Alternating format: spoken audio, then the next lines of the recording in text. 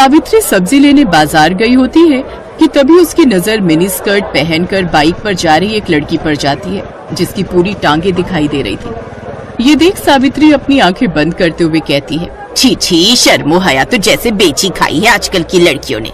कैसे कैसे कपड़े पहनकर घूमती हैं। अरे इतने छोटे कपड़े तो हमारे जमाने में 5 साल की बच्चियां भी नहीं पहनती थी, जितनी अब 25 साल की पहनती हैं।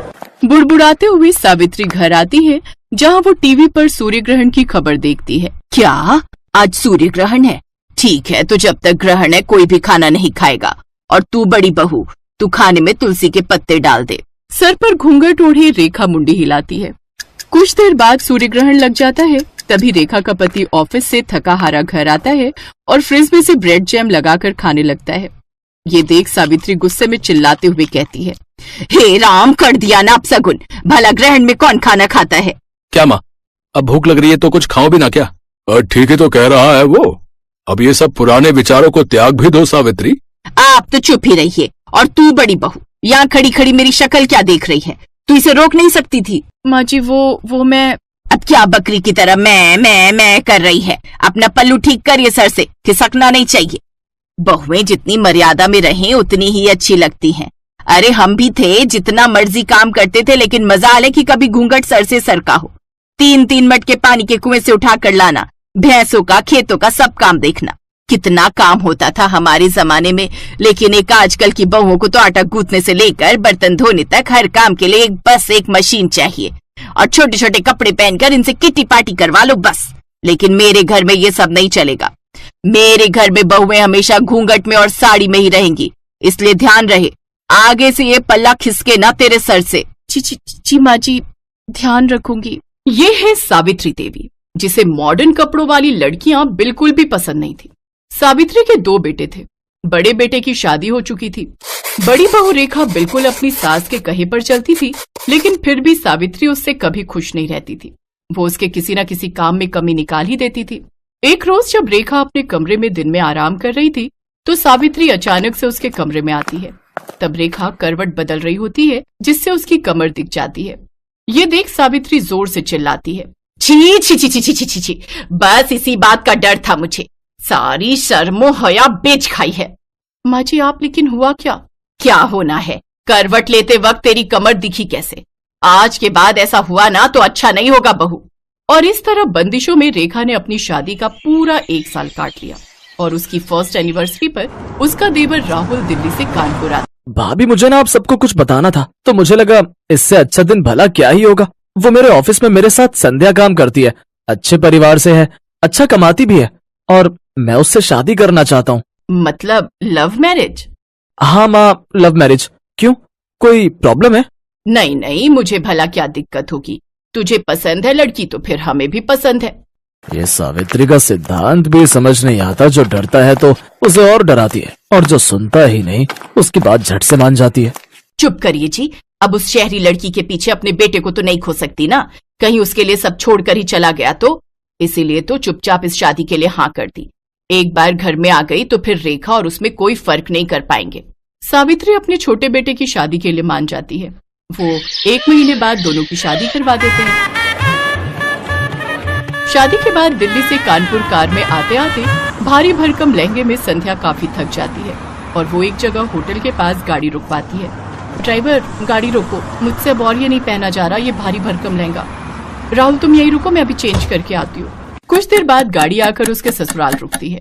फिर पीछे से संध्या स्कर्ट और टॉप पहनकर सर पर शादी का दुपट्टा लिए निकलती है। संध्या को इस रूप में देखकर सभी हैरान रह जाते हैं। राहुल बेटा, ये सब बेटा 2 जोड़ी में लड़की मांगी थी, इसका मतलब ये नहीं कि ये सचमुच ही 2 जोड़ी में आ जाएगी।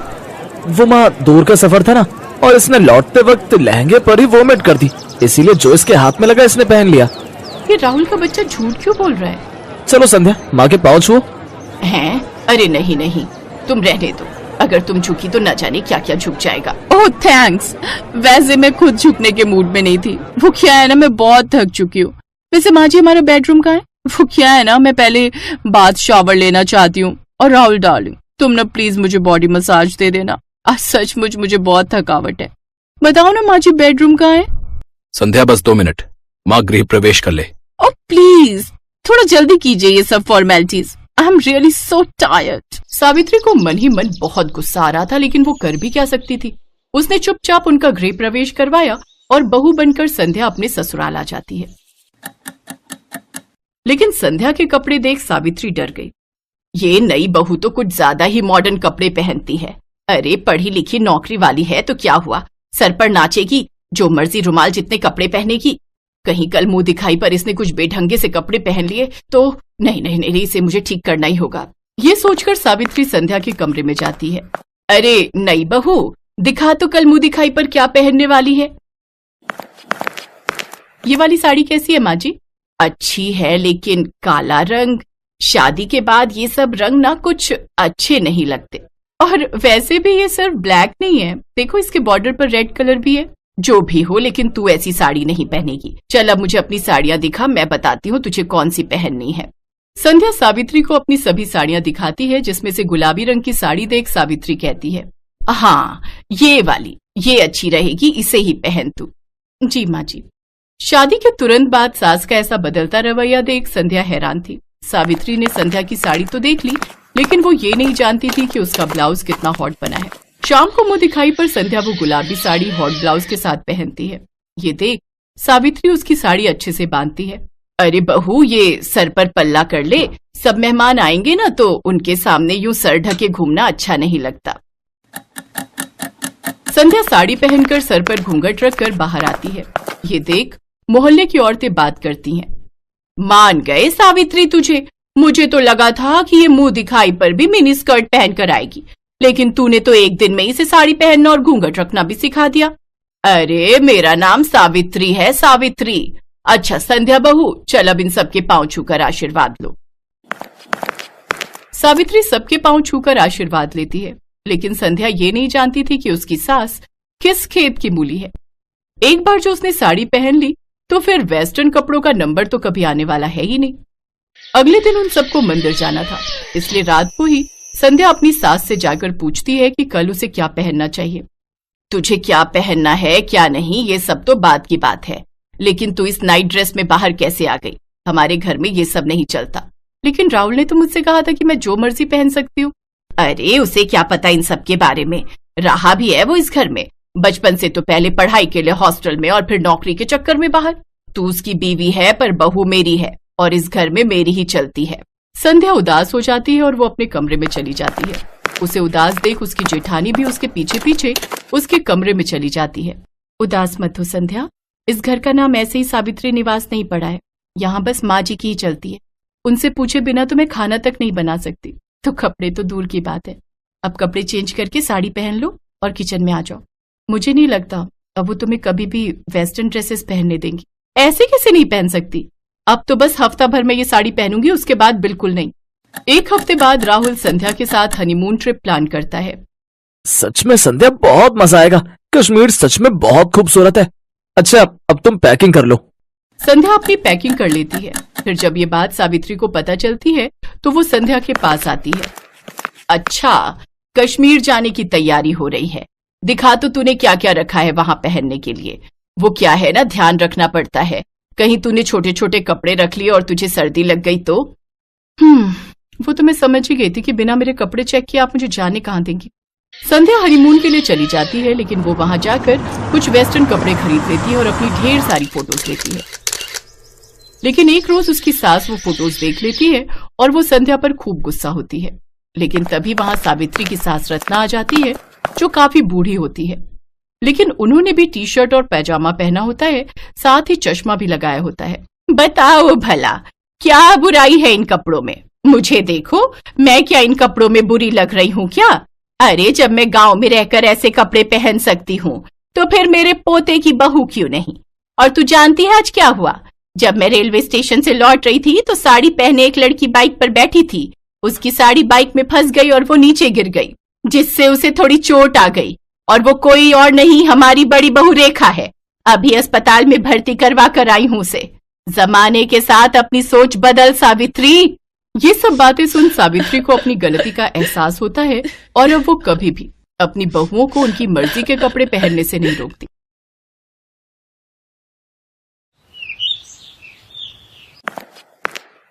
आज फिर इन दोनों बहनों ने इतनी पी ली कि इन्हें चलने तक का भी होश नहीं। गलती मेरी ही है। बिन माँ की बच्चियों को प्यार देने की चाह में इतना सर चढ़ा लिया कि इनके सही बुरे पर ध्यान ही नहीं दे पाया। और आज नौबत यहाँ तक आ गई है कि ये दोनों पूरी तरह बिगड़ चुकी हैं। अपनी दोनों जवान बेटियों की हरकतों को देखते हुए धनराज सेठ उनके लिए लड़के तलाशने शुरू कर देता है। फिर कुछ दिनों में उनकी शादी अपने बराबर के घराने में कर देता है, जहां उनकी सास राजरानी हाथों में आरती की थाली लिए उनका स्वागत करती है, जिसे देख सुनैना और मलाइका अपने घूंघट को हटाते हुए कहती हैं, ओफो सासू मॉम, अब ये सब तामझाम बंद भी करो। हम ससुराल आई हैं, कोई सरहद पर जंग लड़ने नहीं आई है जो आप ये सब ड्रामे कर रही हैं। ये कहकर दोनों बहनें बिना कलश गिराए ही अपने कमरे में चली जाती हैं। उनका ऐसा व्यवहार देखकर राजरानी और उसके बेटे निखिल और रोहित हैरान रह जाते हैं। अगले दिन वो दोनों सुबह 10 बजे सोकर उठती हैं। फिर राजरानी उनसे कहती है, अरे ये क्या बहुओं, अभी तक तुम दोनों नहाई नहीं। आज तुम दोनों की पहली रसोई है जिसमें तुम्हें मीठा बनाना है। चलो जल्दी से नहा लो। लेकिन सासू मॉम, हमें तो करछी पकड़नी तक नहीं आती। हमें तो सिर्फ मीठा खाना आता है, बनाना नहीं। और वैसे भी घर में नौकर है ना, तो ये उनका काम है। हमने तो आज तक अपने घर के किचन में भी कदम नहीं रखा। बेटा, घर में भले ही हर काम के लिए नौकर है, लेकिन घर का खाना तो घर की लक्ष्मियों को ही बनाना चाहिए। माँ बिल्कुल सही कह रही है। और वैसे भी शादी के बाद अपनी पहली रसोई में मीठा बनाना एक रस्म है जो हर बहू निभाती है।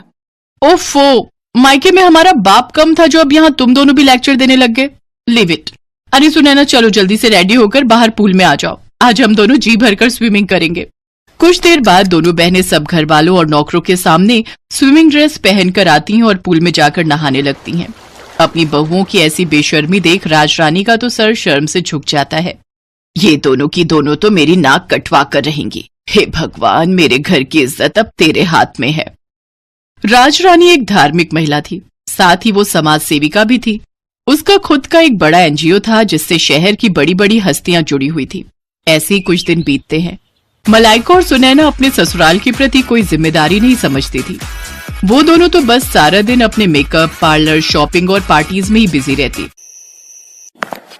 ये इतने छोटे कपड़े पहनकर तुम रात को कहाँ जा रही हो बहू? सासू मॉम, आज हमारी फ्रेंड की बर्थडे पार्टी है।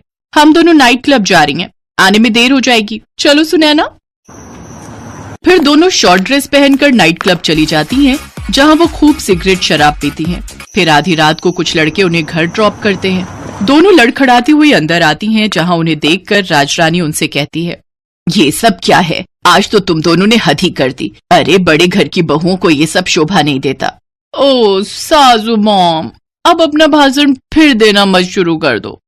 अरे यार, यही तो हमारे जीने के दिन है। अरे हम अपनी जवानी में एंजॉय नहीं करेंगे तो क्या तुम जैसी बुढ़िया होकर एंजॉय करेंगे? हाँ।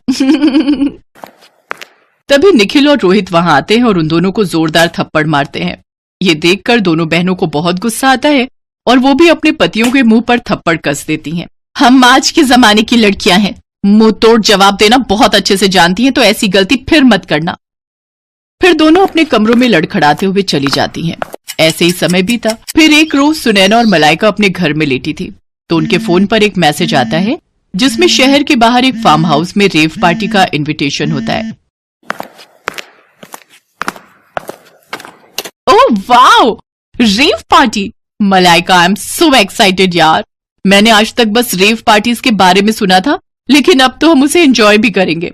ऑफ कोर्स, अगर लाइफ में हर चीज का मजा नहीं लिया तो क्या किया? We will definitely go there. दोनों बहनें खुश हो जाती हैं और शाम को तैयार होकर अपनी कार लेकर वहां पहुंच जाती हैं। पुलिस से छुपकर उस फार्म हाउस पर हो रही पार्टी में शराब, सिगरेट, ड्रग्स से लेकर सुख की हर चीज शामिल होती है। वो दोनों उस दिन ड्रग्स का सेवन भी करती हैं, जिससे उनका सर पूरी तरह घूम जाता है और वो एक अलग ही दुनिया में होती है। तभी एक लड़का जो कि नशे में होता है मलाइका को गलत तरीके से छूने की कोशिश करता है। तभी कुछ पल के लिए लाइट चली जाती है और जब लाइट आती है तो वो लड़का जो मलाइका को छेड़ रहा था वो मरा हुआ जमीन पर पड़ा होता है। कुछ ही देर में उस पार्टी में पुलिस छापा मारती है और सबको अरेस्ट कर लेती है। अगले दिन राजरानी अपने बेटों के साथ जेल पहुंचती है। सासू मॉम, निखिल, हमने सचमुच किसी का मर्डर नहीं किया। हमें बचा लो सासू मॉम, प्लीज हेल्प अस। हाँ रोहित, हमारा ट्रस्ट करो, हमें फंसाया जा रहा है। हमसे बहुत बड़ी गलती हो गई जो हम उस पार्टी में गए। आज के बाद हम कोई पार्टी नहीं करेंगे और ये सब काम सच में छोड़ देंगे। तुम दोनों को अपनी गलती का एहसास हो गया, यही काफी है। आकाश, यहाँ आ जाओ। और इंस्पेक्टर साहब, आप छोड़ दो इन्हें। जी मैडम। ये लड़का तो जिंदा है। हाँ, ये सब हमारे प्लान था, तुम दोनों की अक्ल ठिकाने लगाने के लिए। दरअसल ये सारा प्लान राजरानी और उसके बेटों का था, जो उन्होंने अपनी बहुओं को सबक सिखाने के लिए किया था। उन्होंने ही अपनी पहुंच का इस्तेमाल करते हुए इस पार्टी का आयोजन किया और ये सब ड्रामा रचा। लेकिन इससे मलाइका और सुनैना को अच्छा सबक मिला और वो दोनों अब बेशर्म से संस्कारी बहुएं बन गईं, जो अपने परिवार के साथ अच्छे से अपनी